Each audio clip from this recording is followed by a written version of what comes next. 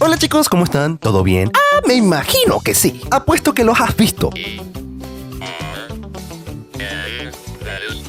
Obvio, ¿por qué otra razón estarías aquí? Pero ok, quizás los has visto y quizás hayas tenido hasta algunos de esos sintetizadores que son para niños. Y apuesto que esto te pareció como magia negra. ¿Qué carajos? ¿Brujería? Es decir, ¿cómo es posible que tú escribas algo y que de esto salga una voz? Por eso el día de hoy veremos cómo se hizo esto.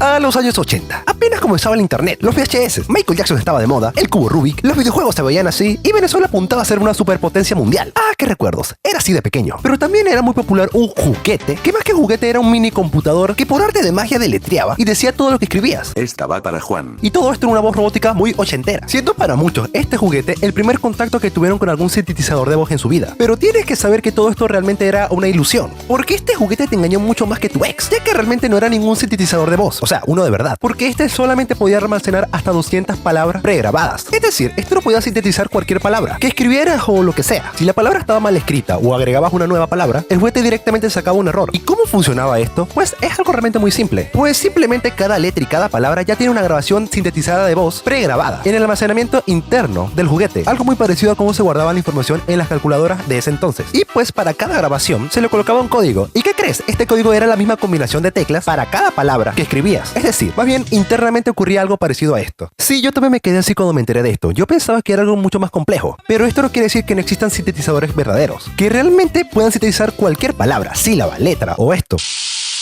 ¿Qué es un fonema? Realmente sí hay muchos, tales como Loquendo o el propio Vocaloid. Y pues claro, hay unos mucho más complejos, tales como el asistente de Apple, Siri o el asistente de Google, que no tiene nombre. Pero para entender realmente cómo funcionan estos, pega el culo de ese asiento y escucha, porque aquí se vendrá una clase magistral de fonética y sintetizado de voz. Todos los links están en la descripción. Primero tenemos que entender la fonética. Y por si faltaste a clase, tranquilo, yo te explico de una manera muy amena y sencilla. Un fonema es la unidad fonológica mínima que resulta de la abstracción o descripción teórica de los sonidos de la lengua. Esto quiere decir que son los sonidos que uno usa para generar una palabra. Algunos de estos ejemplos pueden ser F. Estos son algunos ejemplos, pero realmente en el español hay 24. Y esto es muy importante saberlo porque los fonemas ayudan a que se pueda sintetizar en una voz humana y que de esta manera sea mucho más creíble. Pero eso no lo es todo. El proceso para crear un sintetizado de voz humana también requiere una base de voz pregrabada por algún locutor. Estas grabaciones pueden durar hasta 10 horas. Y básicamente el locutor tiene que grabar fonemas, palabras, sílabas y hasta frases completas de diferentes maneras. Un ejemplo práctico sería el siguiente. Para que el software pueda decir algo como que esta va para Juan, se dieron cuenta que hay muchas gesticulaciones y diferentes tonalidades. Esto, si un software básico de sintetizado de voz lo dijera, sonaría algo tal que así. Esta va para Juan. No queda igual, ¿verdad? Esto ocurre porque el sintetizador de voz tiene que tener en su base de datos las siguientes sílabas: es, ta, ba, pa, ra, ju, an. El software tiene estas diferentes grabaciones y lo que hace simplemente es juntarlas, así a lo malandro. O sea, no está tomando cosas como la tonalidad o la expresividad, ya que realmente no entiende el contexto de esto. Por cierto, el programa que usted se llama Loquendo. Entonces imagínense todo el trabajo que debe hacerse para que este software funcione. Es decir, tiene que tener todas las sílabas, todas las palabras y la mayor cantidad de frases posible. Cosas como ma, me, mi, mo, mu, pa, pe, pi, po, pu, y cosas así como nombres, tal como Miguel, Luis o Juan. Y esa es la razón por qué programas como Loquendo no suenan totalmente naturales, porque no están tomando en cuenta el contexto y la tonalidad, y sobre todo la expresividad que tiene el ser humano ya de por sí. Pero ya las inteligencias artificiales son capaces de ajustar la tonalidad y expresividad de acuerdo al contexto, tales como Siri o el asistente de Google. Ok, estos no son perfectos, pero créeme que suenan mucho mejor que estos. O sea, mira, además canta. Cumpleaños feliz.